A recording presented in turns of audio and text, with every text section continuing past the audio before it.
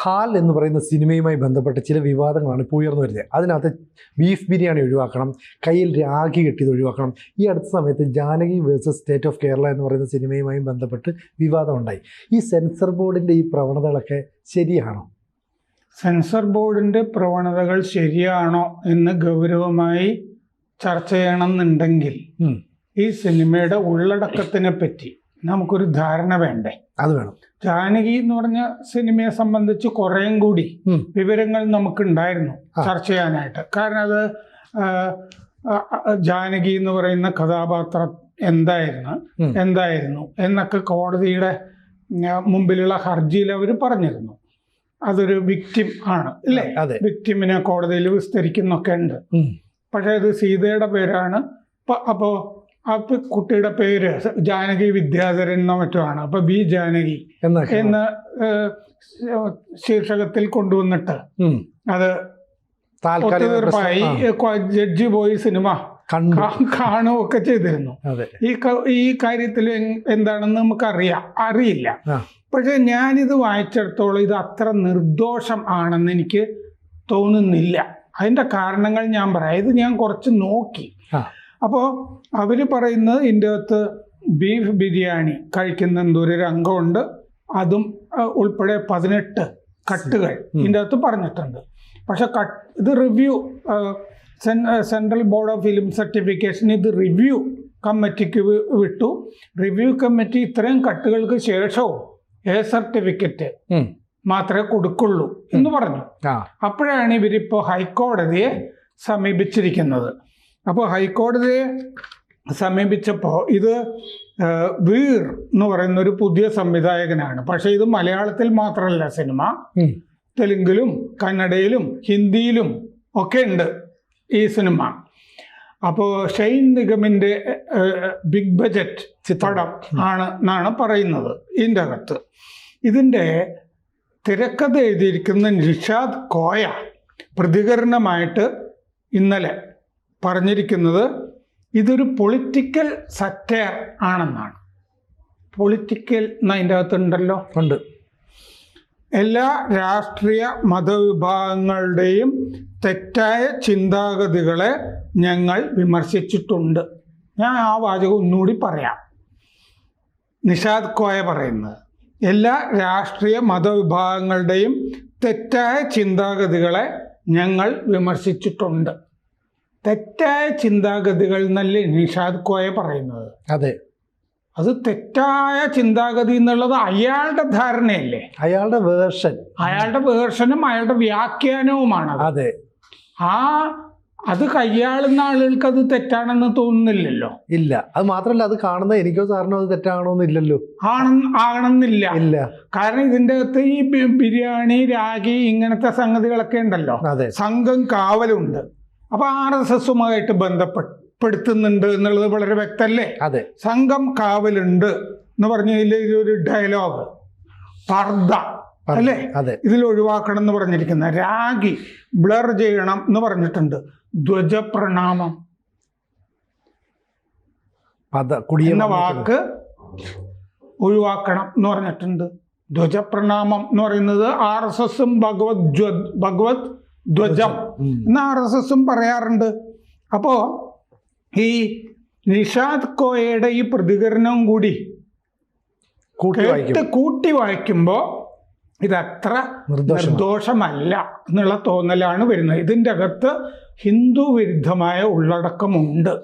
എമ്പുരാനെ പറ്റിയൊക്കെ നമ്മൾ ചർച്ച ചെയ്തിരുന്നില്ലേ? എന്ന് പറഞ്ഞാൽ അതിനെയൊക്കെ ഒന്ന് കളിയാക്കി ഒന്ന് നമുക്ക് രക്ഷപ്പെടാം എന്നുള്ളൊരു വിചാരം ഇതിൻ്റെ പുറകിലുണ്ട് എന്നൊരു തോന്നൽ ഉണ്ട്. ഇതെന്തോ പ്രണയ കഥയാണ്, ഫാമിലി എന്റർടൈനർ ആണെന്നൊക്കെയാണ് ഇതിന്റെ സംവിധായകൻ പറഞ്ഞതായിട്ട് ഞാൻ വായിച്ചത്. അത് കഴിഞ്ഞ് നിഷാദ് കോയ പറഞ്ഞപ്പോൾ ഇത് പൊളിറ്റിക്കൽ സറ്റയർ ആണ്, പൊളിറ്റിക്കലാണ്, അങ്ങനെ വന്നു. മാത്രമല്ല ഈ സംവിധായകനും തിരക്കഥാർത്ഥമൊക്കെ പറയുന്നത് ഇതിനകത്ത് ഈ സീൻസ് കട്ട് ചെയ്ത് കഴിഞ്ഞാൽ ഈ സിനിമയുടെ കാമ്പ് നഷ്ടപ്പെടുമെന്നാണ്. അപ്പൊ എന്തൊക്കെയോ അതിനകത്ത് ഒളിക്കാനുണ്ട് എന്നൊരു അർത്ഥം കൂടെ അതിനകത്ത് വരുന്നു. അതെ, ഇത് എന്താ സിനിമ എന്നുള്ളത് കൃത്യമായിട്ട് നമുക്ക് അറിയില്ലല്ലോ. അപ്പൊ ഞാൻ കുറച്ചുകൂടി ഇതിന്റെ കാര്യങ്ങൾ പറയാം. ഹാൽ എന്നാണല്ലോ ഇതിന്റെ പേര്. അതെ. അത് ഇസ്ലാമിക പേരല്ലേ? അതെ.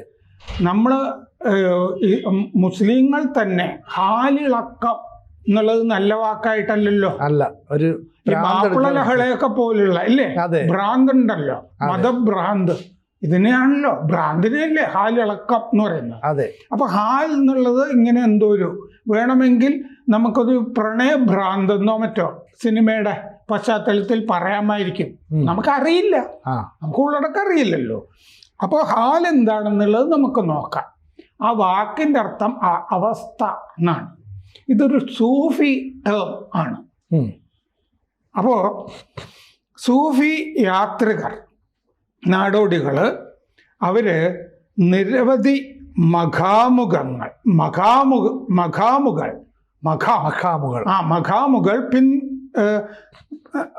പിന്നിടണം എന്ന് പറഞ്ഞാൽ കുറെ സ്ഥാനങ്ങൾ, മഖാം എന്ന് പറഞ്ഞാൽ സ്ഥാനങ്ങളാണ്, അവസ്ഥകൾ പിന്നിടണം.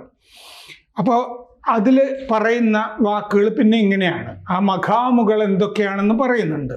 പാത, തരീക്കത്ത്, യാത്ര, സൈർ, ജഗം, ലോകം എന്നുള്ള അർത്ഥത്തിൽ, ആലം, ആത്മാവ്, നഫ്സ്, അവസ്ഥ, ഹാൽ.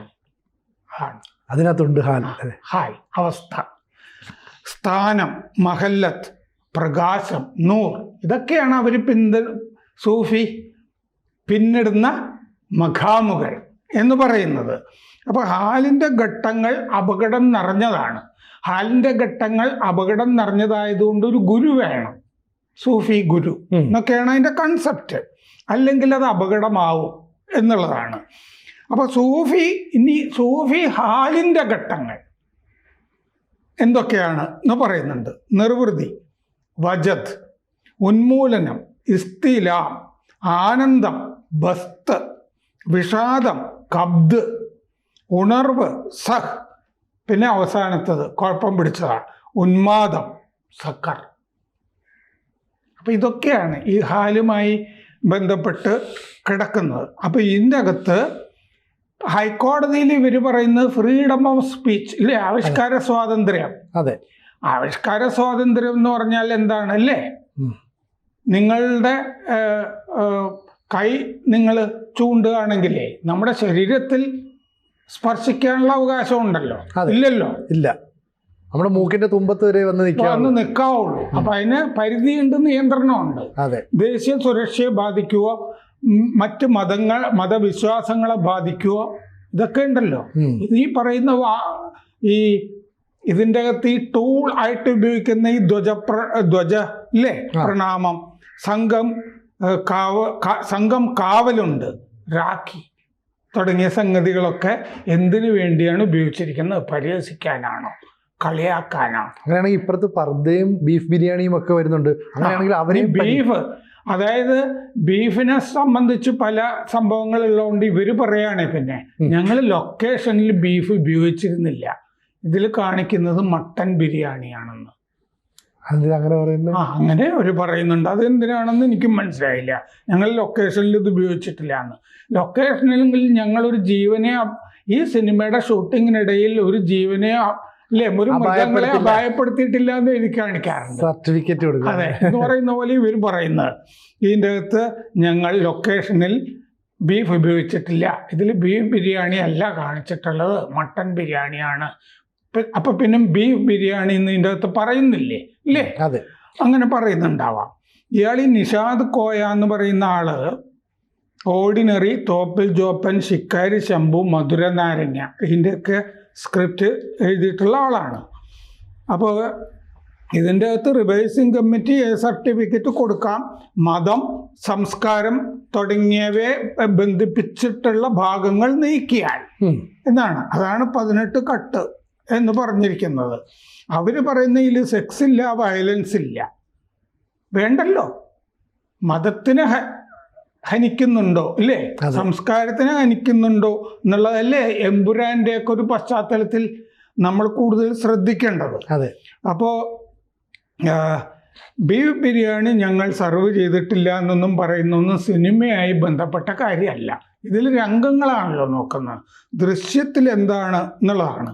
ഇത് സെപ്റ്റംബർ 12 മറ്റോ റിലീസ് ചെയ്യാനായിട്ട് വെച്ചതാണ്. സെപ്റ്റംബർ 5-ാം തീയതിയോ 6-ാം തീയതിയോ സെൻസർ ബോർഡിൻ്റെ മുമ്പിൽ ഇത് എത്തി. 10-ാം തീയതി അവർ പടം കണ്ടു. 4 മ്യൂട്ട് ആണ് ആദ്യം പറഞ്ഞത്. 4 സ്ഥലം മ്യൂട്ട് ചെയ്യണമെന്ന് ആദ്യം പറഞ്ഞു. പിറ്റേന്ന് സംഗതി കട്ടുകളിലേക്ക് മാറി ഇത്. അപ്പോൾ അതാണ് ഇതിൽ ഇപ്പോൾ സംഭവിച്ചിരിക്കുന്നത്. അപ്പോൾ അതുകൊണ്ട് ഇത്രയും പറഞ്ഞതിൽ നിന്ന് സിനിജിക്ക് എന്താ തോന്നുന്നത്?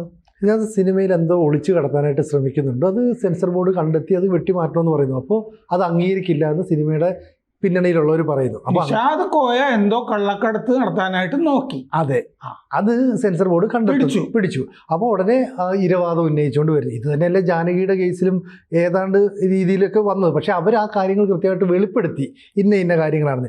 എങ്കിൽ എന്തുകൊണ്ട് ഇങ്ങനെ ഇരവാദം ഉന്നയിക്കുന്നതും ചില സമയത്ത് ഇങ്ങനെ കോടതിയിൽ പോകുന്നതും ഒക്കെ ഒരു പ്രചാരണ തന്ത്രമായിട്ടും വരാറുണ്ട്. അതെ, സിനിമയുടെ പബ്ലിസിറ്റി അല്ലെ? പബ്ലിസിറ്റി. ഇപ്പൊ നമ്മളും ഒരു പബ്ലിസിറ്റി കൊടുക്കുകയാണല്ലോ ഇതിന്. അതെ, പക്ഷെ ഇതിനകത്ത് എന്തോ ഉണ്ട് എന്നുള്ളൊരു സംശയം നമുക്ക് തന്നെ തോന്നി തുടങ്ങി. അതുകൊണ്ടാണ് നമ്മളിത് ചർച്ച ചെയ്തത്. അല്ലെങ്കിൽ നമ്മളിത് ചർച്ച ചെയ്യില്ലായിരുന്നു.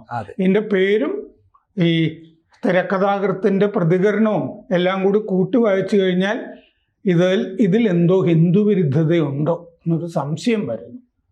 കൂടുതൽ വാർത്തകളും വിശേഷങ്ങളും നിങ്ങളിലേക്ക് എത്താൻ ABC മലയാളം സബ്സ്ക്രൈബ് ചെയ്യുക, ബെൽ ബട്ടണും അമർത്തുക.